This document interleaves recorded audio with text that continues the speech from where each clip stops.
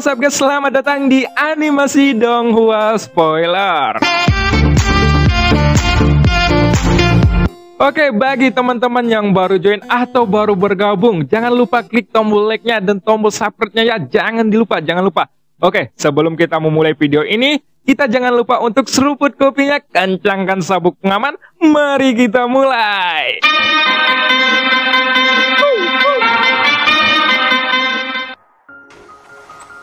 Pada episode sebelumnya diceritakan, Taishu 2 membentuk 1000 pasukan untuk menyerang Shoyan. Namun, setelah beberapa saat, Shoyan menyuruh Janxiang untuk mundur. Ketika pasukan Taishu mengekang Shoyan, Shoyan pun akhirnya mengeluarkan teratai api Buddha 3 warna. Dan scene pun berganti.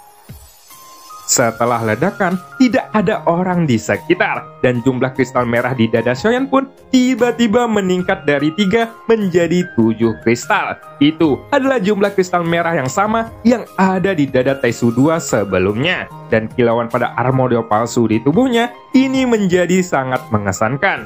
Bahkan, tidak hanya Taishu 2 yang armornya telah menghilang, tetapi semua yang mengelilingi Shoyan semuanya berubah menjadi abu.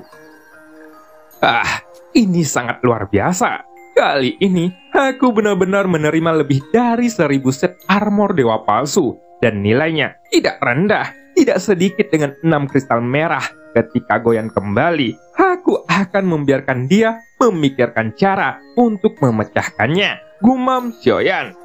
Sialan, bocah mana yang berani memberikan perintah kepadaku seenaknya, ucap Goyan dengan marah. Di sisi lain, yang entah dari mana, tempatnya dipenuhi oleh kabut tebal berwarna ungu, dan sepertinya ada sesosok yang sedang mencari sesuatu. Di sekitarnya sangat sepi, tapi sosok itu terasa terganggu dengan keterangan ini, dan dia adalah Goyan. Itu pasti dia. Padahal aku sudah banyak membantunya, tapi dia masih menjelek-jelekkan namaku di belakang punggungnya. Percaya atau tidak, aku pasti akan melarikan diri, gumam Goyan pada dirinya sendiri. Tapi dia buru-buru menggelengkan kepalanya setelah mengatakan hal itu. Tidak, cepat atau lambat, tempat ini akan menghilang, dan aku harus bergantung pada bocah itu untuk kembali. Ya, itu benar. Tidak akan terlambat bagiku untuk menemukan cara untuk pergi setelah kembali ke dunia sensi, ucap Goyan kembali. Tapi sekarang aku harus mencarinya, dan aku baru mempunyai lengan yang seharusnya ada di sini. Dan jika dilihat dari auranya itu, harusnya benar. Tapi tempat ini sangat mematikan. Di mana itu? Ucap Goyan kembali. Sosok Goyan saat ini terus melihat ke kiri dan ke kanan. Ia memberitahu Shoyan bahwa dirinya memiliki seorang teman lama. Tetapi sepertinya ia tidak sedang mencari sesuatu seperti seorang teman. Tapi kenapa tubuhku tercabik-cabik? Aku benar-benar tidak bisa mengetahuinya. Pasti banyak yang tidak aku ketahui. Aku harus mencari tahu sebelum aku bisa membicarakannya, ucap Goyan. Dalam kabut ungu, Goyan masih terus mencari sesuatu. Namun, setelah beberapa saat, dia tiba-tiba berhenti. Kenapa auranya bergerak?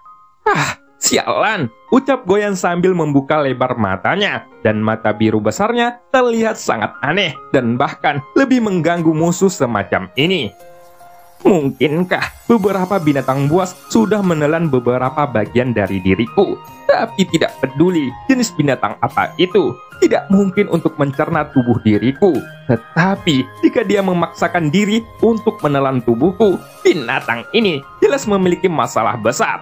Mungkin tidak terlalu besar, tapi bukan berarti tidak pasti, gumam Goyan. Setelah itu, Goyan memikirkan kesedihannya sendiri, dan setelah memastikan bahwa auranya bergerak, suara kutukan Goyan pun dapat terdengar di ruang sekitarnya, dan itu terdengar sangat kasar. Ini adalah masalah besar. Tidak apa-apa jika binatang ini memakan diriku. Namun aku khawatir binatang ini akan memakannya dan mencabutnya, lalu dimakan oleh orang lain. Bukankah itu penuh dengan kotoran di bawah kukunya? Ucap Goyan.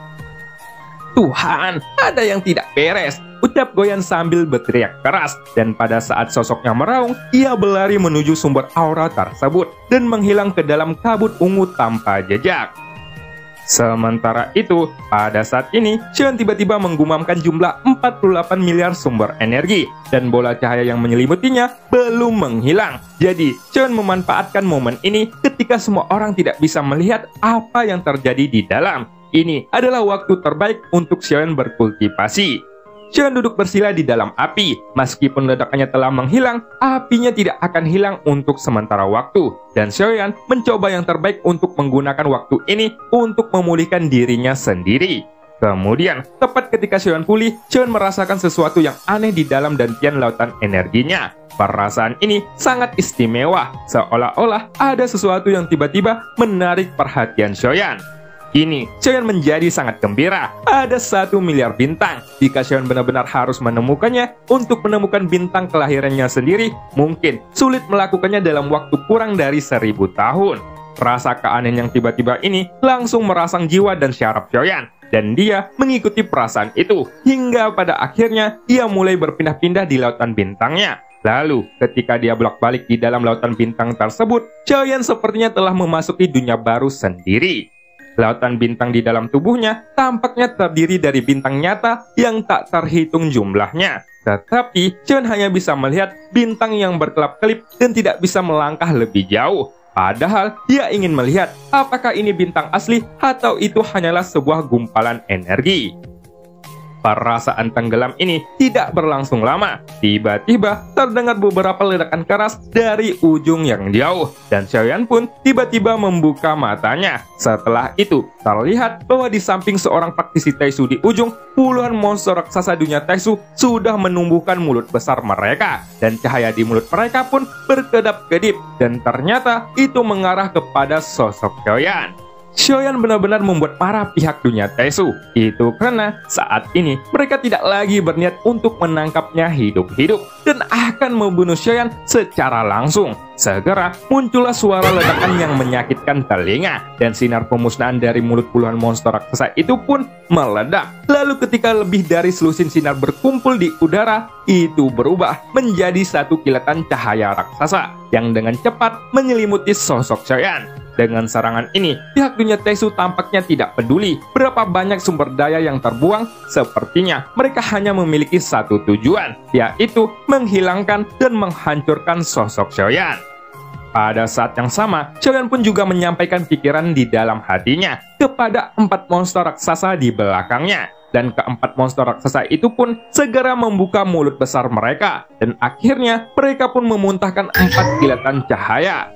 Ketika melihat pemandangan ini, Xion tidak bisa menahan diri untuk tidak menghela napas panjang, dan dia berpikir bahwa akan sangat bagus jika Longyan ada di sini. Bahkan, bukan tidak mungkin untuk secara langsung mengendalikan semua monster raksasa ini. Tentu saja, ini hanyalah pemikiran Xion. Meskipun kemampuan Longyan kuat, monster raksasa dunia Taishu mungkin bukanlah hal yang mematikan dan tidak mungkin untuk mengendalikannya. Tapi, ini hanyalah dugaan Xion untuk sementara waktu, karena kebersamaan tim Peerless sepertinya hanya sekejap muncul di dalam benaknya. Sayangnya, setiap kali Xion memikirkannya, dia masih merasa bahwa itu adalah saat-saat paling bahagia dalam hidupnya. Namun segera, pikiran Xion ditarik kembali ke kenyataan dalam sekejap oleh suara keras dari 4 berkas cahaya di belakangnya, yang juga menyatu menjadi seberkas cahaya yang lebih besar. Dan setelah melewati punggung Xion, cahaya itu pun bergegas ke ujung yang jauh dengan ganas. Akan tetapi, Xion hanya memiliki 4 monster raksasa, dan pihak dunia Taishu memiliki ratusan monster. Meskipun tidak semuanya digunakan dalam serangan ini, masih ada lebih dari selusin yang digunakan. Jadi, seberkas cahaya dari pengeboman ini secara alami beberapa kali lebih kuat dari milik Xion. Lalu, jika dilihat dari kejauhan, mata telanjang dapat dengan jelas melihat celah antara kedua sisi. Ketika 2 berkas cahaya yang berada di udara itu bertabrakan, tentu saja pemandangan ini juga mengejutkan semua praktisi Taishu. Dan pandangan mereka pun langsung beralih pada 4 monster raksasa yang ada di belakang Xion. Jelas, yang tidak pernah mereka duga adalah bahwa para monster raksasa itu akan mengkhianati mereka. armor dewa palsu yang melekat di tubuh Xiaoyan saja sudah tidak dapat diterima oleh dunia Taesu. Tapi, kini jika ditambahkan dengan keempat monster raksasa yang berkhianat itu bahkan sudah menyentuh garis aturan dunia Taesu. Mereka sama sekali tidak bisa membiarkan hal seperti itu terjadi. Ini tidak mungkin. Bagaimana dia bisa melakukannya? Ucap salah satu praktisi Taesu, dan segera semua pasukan dunia Taesu pun langsung mengalihkan perhatian mereka pada sosok Xiaoyan. Sebuah suara yang dalam pun keluar dari salah satu armor dewa palsu, dan setelah mendengar ucapannya, semua petarung Taesu segera mengalihkan perhatian mereka pada sosok Xiaoyan di kejauhan. Dengan mata mereka yang menunjukkan niat membunuh, setiap pasukan Taesu mengungkapkan napas yang sangat kuat, dan juga memancarkan niat membunuh yang intens. Seolah mereka ingin merobek mayat Xiaoyan menjadi ribuan bagian, dan kebencian ini disampaikan sesuai keinginan setiap prajurit Taesu. Bahkan, jika sekarang Xiaoyan sudah membunuh lebih dari selusin pasukan Taesu dengan tangannya sendiri dan juga membantai ribuan pasukan Taesu dengan satu gerakan, tapi karena kehilangan apa yang menjadi milik mereka, tidak ada lagi belas kasihan yang akan diberikan kepada Xiaoyan. Jelas, seperti yang dikatakan Zhang Xiang sebelumnya, armor dewa palsu adalah harta yang paling berharga menurut dunia Taesu. Apa yang mereka butuhkan untuk bertarung tidak lain adalah armor tersebut. Jadi, karena Xiaoyan menjarah armor dewa palsu dari pasukan Taesu yang dia kalahkan, itu setara dengan memotong jalan hidup mereka. Faktanya, perang tidak berhenti karena Xiaoyan membunuh para jenderal dari dunia Taesu. Sebaliknya, tampaknya dunia Taesu malah semakin marah, dan keinginan membunuh mereka pun melonjak hingga ke puncaknya. Sehingga, semua pejuang Taesu menjadikan Xiaoyan sebagai target utama mereka. Tujuan mereka bukan untuk memenangkan perperangan ini, ataupun untuk melenyapkan sang ratu, tapi untuk membombardir musuh yang telah menyulut api perperangan pada mereka, yaitu sosok Xiaoyan, yang mana sebelumnya mereka meremehkan sosoknya dan bahkan tidak terpikir untuk berurusan dengannya. Sebelumnya, mereka tidak pernah berpikir bahwa Xiaoyan akan menjadi target utama mereka, yang bahkan mereka harus menggunakan segala cara untuk mengatasinya tanpa membunuhnya. Di sisi lain, Xiaoyan juga memperhatikan bahwa pasukan Taesu ini tampaknya tidak ingin membunuhnya secara langsung. Mungkin karena dunia Taesu ingin mengetahui bagaimana Xiaoyan mengendalikan armor dewa palsu dan bahkan merebut dewa Taesu, yang mana itu adalah rahasia mutlak dari dunia Taesu. Tidak hanya itu, Xiaoyan tidak hanya bisa menggunakan armor dewa palsu saja, dia juga mengendalikan dewa Taesu yang dia rebut. Jika masalahnya ini dibiarkan begitu saja oleh dunia Taesu, itu akan menjadi bahaya tersembunyi yang sangat besar bagi mereka. Karena jika rahasia mereka tersebar ke penjuru dunia, siapapun yang berhadapan dengan mereka, dunia Taesu pasti mengalami kerugian. Sehingga saat ini mereka harus menangkap Xiaoyan dan mengetahui rahasia apa yang digunakan Xiaoyan untuk merebut dewa Taesu dan mengendalikan armor dewa palsu. Baru setelah itu mereka dapat sepenuhnya menyelesaikan bahaya tersembunyi yang mengancam mereka. Justru karena inilah mereka tidak segan-segan menggunakan sumber daya yang sudah mereka kumpulkan selama bertahun-tahun untuk berperang dan melenyapkan sosok Xiaoyan. Xin pun kembali ke medan perang. Saat ini tidak ada ketegangan dalam tabrakan yang tidak profesional antara 4 dewa Taesu dan juga lusinan dewa Taesu pihak lain. Hanya saja dampak dewa Taesu yang bisa dikendalikan oleh Xiaoyan saat ini akan sangat mustahil jika dirinya bisa mengalahkan tembakan cahaya yang dilontarkan pasukan Taesu. Kekuatan masing-masing dewa Taesu tidak berbeda satu sama lain. Sehingga dengan jumlah lusinan dewa Taesu itu sudah pasti kekuatan mereka akan lebih besar dari dewa Taesu milik Xiaoyan. Oleh karena itu, jika gelombang yang menghancurkan telah terbentuk dan 4 sinar kehancuran dari belakang Xiaoyan mulai mundur dengan mantapnya, suara gemuruh dan kekerasan pun bergema di seluruh kuil keabadian Nirwana. Dan gelombang penghancuran yang sangat kuat dari tabrakan ini meluluh lantahkan medan perang di sekitarnya. Kemudian, ketika tembakan Xiaoyan akan dikalahkan, Xiaoyan tiba-tiba merasakan sesuatu. Dia pun menyipitkan matanya, dan sebuah celah ruangan pun tiba-tiba muncul di kehampaan tidak jauh dari sosoknya. Kemunculan celah ruang ini sangat mendadak, sehingga Xiaoyan bahkan tidak menyadari sama sekali. Tidak tahu apakah itu bantuan atau krisis tambahan. Xiaoyan hanya bisa menatap celah itu sambil mengerutkan keningnya.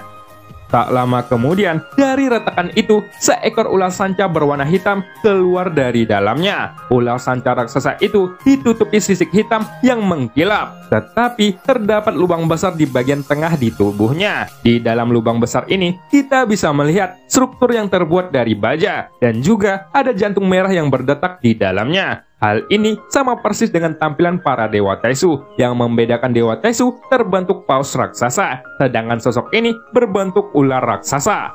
Hal yang paling aneh adalah ular piton ini hanya memiliki satu mata di kepalanya, dan matanya ini memancarkan cahaya hijau yang sangat mengerikan. Selain itu, ada cahaya menyilaukan yang bersinar dari celah kegelapan dari bagian tengah tubuhnya. Kecepatan cahaya ini sangatlah cepat, itu melesat ke arah Xiaoyan dan menutupinya dalam sekejap mata. Di sisi lain, meskipun serangan ini terjadi dengan tiba-tiba, tetapi Xiaoyan masih berusaha untuk bereaksi, setidaknya untuk menghindari tembakan itu. Namun sepertinya agak sulit untuk menghindari serangan dadakan seperti ini. Dan yang paling sial adalah ketika Xiaoyan ingin menggerakkan tubuhnya. Pada saat yang sama, ketika ular piton hitam bermata satu itu muncul, ada tekanan besar dari domain kegelapan yang kembali dilancarkan oleh pasukan Taisu. Kali ini, kekuatan dari domain kegelapan ini bahkan lebih kuat daripada sebelumnya. Dan tekanan inilah yang membuat Xiaoyan hampir membuat tidak bisa menggerakkan tubuhnya sama sekali. Saat ini, dunia Taisu tampaknya sudah bertekad untuk menangkap Xiaoyan apapun yang terjadi. Sehingga mereka menggunakan kekuatan mereka yang sebenarnya tanpa menyimpan kartu andalan mereka. Ledakan besar pun terjadi di medan perang. Ular hitam besar bermata satu menonjol dari celah ruang, dan mulutnya yang besar tiba-tiba terbuka dengan lebar. Saat ini, sosok Xiaoyan berada di bawah mulut besar itu, sehingga Xiaoyan sepertinya menghadapi mulut yang sangat gelap, yang akan menelannya dalam sekejap. Setelah suara teredam terdengar di medan perang, Xiaoyan pun ditelan hidup-hidup oleh raksasa itu, yang kemudian dia menghilang dari pandangan semua orang. Pada saat yang sama, di sisi lain medan perang, sinar penghancur dari susun Dewa Taisu terus menghancurkan sampai mereka benar-benar menutupi keempat Dewa Taisu milik Xiaoyan. Tembakan sinar penghancur ini pun meledakkan Dewa Taisu Xiaoyan, dan kita bisa mendengar raungan menyakitkan dari keempat makhluk itu, yang kemudian mereka berempat pun jatuh ke tanah secara perlahan. Serangan yang begitu kuat menyebabkan keempat Dewa Taisu Xiaoyan mendapatkan banyak luka serius, dan asap hitam tebal pun mengepul dari mulut mereka setelah tabrakan terjadi. Kemudian, setelah suara ledakan mengaduk medan perang, lingkungan sekitarnya pun menjadi sunyi senyap. Seolah-olah perperangan ini sudah berakhir dan kemenangan bisa diraih oleh dunia Taisu. Pada saat ini, Xiaoyan sudah ditelan oleh piton hitam bermata satu. Dan setelah piton hitam bermata satu menelan sosok Xiaoyan, sosok besar itu pun kembali tenggelam ke dalam retakan ruang. Setelah ular raksasa itu masuk ke dalam celah ruangan lagi, retakan itu pun kembali pulih dengan kecepatan yang sangat cepat. Seolah-olah ruangan itu tidak pernah muncul sebelumnya. Ketika melihat adegan ini di kejauhan, mata Jianxiang pun menyusut tajam. Saat ini, dia memegang pedang panjang di tangannya sambil bergetar. Mulutnya sudah berubah menjadi pucat, dan saat ini dia tidak tahu harus berbuat apa. Jianxiang pun menghela napas dengan berat. Sebenarnya bukan karena dia tidak bisa membantu Xiaoyan dalam pengepungan ini, tetapi karena kemunculan piton hitam bermata satu itu terlalu tiba-tiba, sehingga dia tidak sempat untuk bereaksi sama sekali. Barusan, Jianxiang juga berada di bawah tekanan dari domain kegelapan. Dan tidak hanya dia, tetapi juga para pasukan api yang ada di sekitarnya. Pada saat itu, semua pasukan yang berkobar berada di bawah tekanan kuat dari domain kegelapan. Sehingga, alih-alih untuk menyelamatkan Xiaoyan, mereka bahkan tidak bisa menggerakkan tubuh mereka sama sekali. Jadi, mereka semua hanya bisa menonton tanpa daya saat Xiaoyan sendirian ditelan oleh piton bermata satu itu, dan kemudian menghilang di depan mata mereka. Jianxiang pun segera menatap sang ratu setelah kejadian ini. Sekarang, hidup atau mati Xiaoyan masih belum jelas. Jadi, Jianxiang pun ingin melihat sikap sang ratu, karena dengan temperamen sang ratu, tidak mungkin dia akan duduk diam ketika melihat adegan itu. Karena, jika tidak, Xiaoyan akan benar-benar berakhir. Akan tetapi, ketika Jianxiang melirik ke arah sang ratu, ia menemukan bahwa sang ratu di kepala naganya tidak menunjukkan gerakan yang besar, dan dia duduk dengan posisi setengah berbaring, dengan kakinya yang disilangkan, dan matanya masih terlihat sangat datar. Jian Xiang pun segera melesat untuk menghampiri sang ratu dengan kecepatan tercepatnya. Dan ketika dia tiba di hadapan sang ratu, Jian Xiang pun langsung mengepalkan tangannya dengan wajah yang sangat suram. Yang mulia ratu, bocah itu telah ditangkap oleh dunia Taisu. Kenapa Anda masih belum bergerak? Tanya Jian Xiang sambil menundukkan kepalanya dan mengepalkan tangannya. Kamu memanggilnya bocah, ucap sang ratu sambil mengangkat alisnya dengan sangat marah. Alih-alih mengkhawatirkan keadaan Xiaoyan, ketika mendengar Jian Xiang yang menyebut Xiaoyan bocah, kelembutan di wajah sang ratu pun langsung berubah drastis. Dan itu digantikan oleh aura yang hanya dimiliki kultivator di tingkat puncak. Yang mulia, aku minta maaf. Aku hanya berpikir bahwa sekarang hidupnya sedang terancam. Kita tidak bisa menunda waktu lebih lama lagi. Jika tidak, aku khawatir dunia Taisu tidak akan ragu untuk membunuhnya. Ucap Jian Xiang dengan nada yang sangat cemas. Ketika mendengar ucapan Jian Xiang, kelinci bingung yang ada di pelukan sang ratu pun langsung mengangkat kepalanya. Tetapi bukannya dia cemas, wajahnya malah terlihat penuh kegembiraan. Dan cerita pun berakhir. Sampai jumpa di episode selanjutnya. Bu Asi pergi ke pasar mencari benih. Masih ada yang pengen lanjut gak nih?